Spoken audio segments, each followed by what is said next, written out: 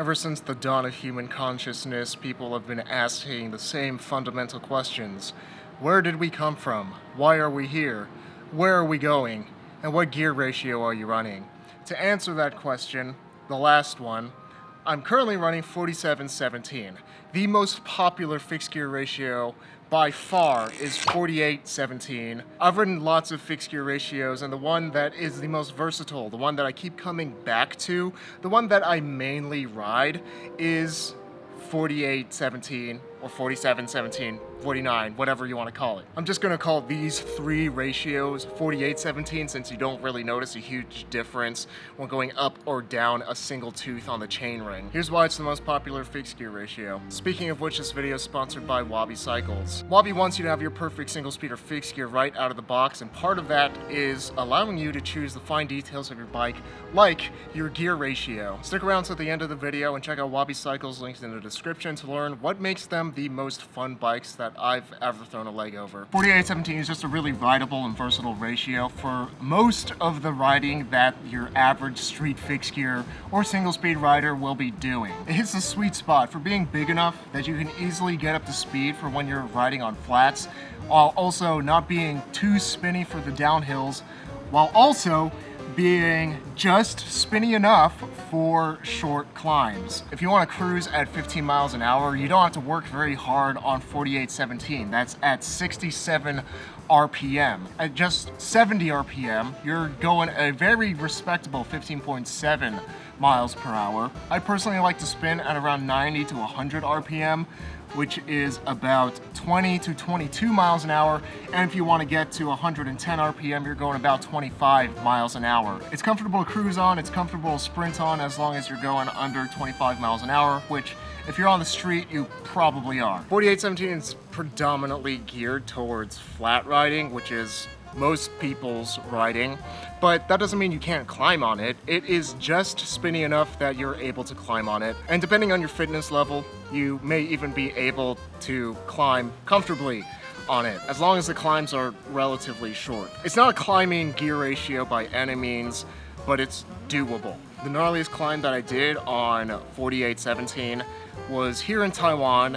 It's Maokong mountain, which is 870 feet of climbing over about 3 miles, and the average gradient is 6.5%, but there are some really steep sections of that climb where it gets to 15-20%. Strava categorizes it as a category 3 climb, and if you go into further details, it's like the middle of a category 3, so it's like a pretty middle climb for people with gears. But for most people, I'll put that towards the upper end of what you can do on a 48-17 gear ratio, even if you are pretty fit. Climbing on this ratio is possible, but that doesn't mean it's going to be fun. And when I rode down Maokong Mountain, I was very glad that I had a front brake, because after I climbed up and I was super tired, I just did not have the energy to be whipping skids left and right on 15 to 20% downhill grade sections. But because it's decently spinny, you can still stop pretty comfortably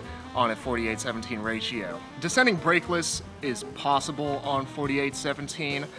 Just keep in mind that if you rode up that mountain, you're going to have to ride down that mountain, and you're going to have to reserve some energy for brakeless descending if you don't want to foot jam your wheel and just burn through your entire tire. But because the ratio is pretty spinny, it allows you to have a decent amount of control when you are backpedaling and skidding. And between the relative skiddiness and the number of skid patches that 48-17 or 47-49-17 gives you, it's also a good ratio for skidding if you're into that. Just in case you're a bit tardy to the party on skid patches, basically the way the math works out, because your feet are either left foot forward or right foot forward when you're skidding, we can predict where on the tire is in contact with the ground when you're pulling a skid. And different gear ratios give different numbers of spots on the rear tire where it's going to be in contact with the ground when you're skidding.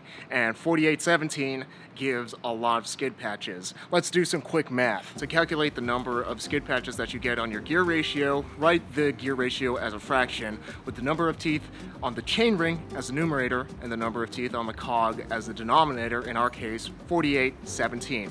Then you have to simplify the fraction until you can't simplify it anymore. And in our case, this fraction is already simplified to its conclusion, 4817. To see the number of skid patches that you have, look at the denominator. That is how many skid patches you have. In our case, we have 17 skid patches around the rear tire, where the tire is going to be in contact with the ground and wearing down faster whenever we pull a skid. And then, if the numerator is odd, like in the case of my gear ratio 4717, you can double the amount of skid patches that you have if you are an ambidextrous skidder. I have 34 skid patches, meaning that I don't have to worry about unevenly burning out my tire and having a flat spot on my tire. And that's why 48-17 is generally a good ratio. 17 has plenty of skid patches, meaning that the rear tire is going to wear down more evenly and last a lot longer and save you money. Compare that to another popular gear ratio, which I don't know why this is a popular ratio on the street, especially because it's really bad for skid patches, 48-16. This fraction simplifies all the way down to 3-to-1, meaning that there's one skid patch. If you're an ambidextrous skidder, you get 2 skid patches. So if you're riding 48-16 and you're skidding a lot, you're going to burn one spot on that tire really fast. It's gonna get flat at that spot and you're gonna feel it going thuk, thuk, thuk, thuk when you're pedaling your bike. So why is 48-17 the most popular gear ratio? Well, it's pretty much good for everybody. If you're a beginner, it should be just spinny enough that you're not going to be, pulling quads and hamstrings every time you ride your bike. It's going to be a gear ratio that you have to push, but it's still one that will build up your strength and allow you to become a faster rider. But on the flip side of that coin, for experienced riders, I've been riding fixed gear for the past 11 years. 48-17 is a very spinny ratio to me, and because of that, I can get up hills, I can get up mountains.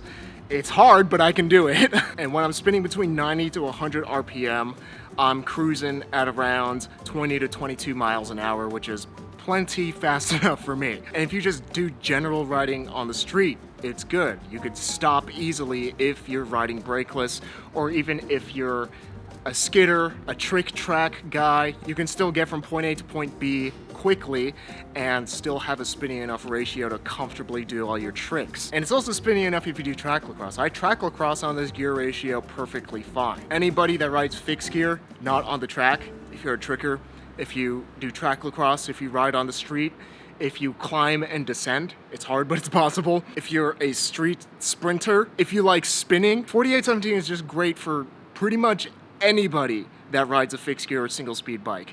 That's why it's the most popular fixed gear ratio by far. Let me know what gear ratio you're running in the comments below if you're part of the 48-17 gang, 49, 47, 17, whatever. Those 3 ratios are pretty interchangeable. But what isn't interchangeable is this message from our sponsor, Wabi Cycles. Wabis are the most fun bikes that I've ever ridden, period. And a big reason I only own one bike, and it's a Wabi, is because it's the best bike I've ridden. I don't need to own multiple bikes when I just want to ride the best bike. Part of the reason that makes Wabis so fun to ride is that they are meticulously handcrafted here in Taiwan. I'm in Taichung, Taiwan. I visited the factory. I'm super stoked about that video, and it was just really cool to meet the people that built my bike and to see Wabi specials being made. But anyway, they're meticulously handcrafted out of top tier and lightweight, springy and lively Reynolds 725 tubing or Columbus Spirit tubing, which is some of the lightest steel tubing that money can buy. And if you're super picky about your bike, Wabi's got you covered because you can choose every single component on your bike. You can customize down to the very fine details so that you can have your buttery smooth dream bike right out of the box. Thanks to Wabi for sponsoring this video. Be sure to check them out, linked in the description. Fixie famous shoutouts to Julian Corona, Brandon Black, Brent David, Mohr, Perez, and Ted Onchi for helping to make these fixed gear videos possible through support on Patreon.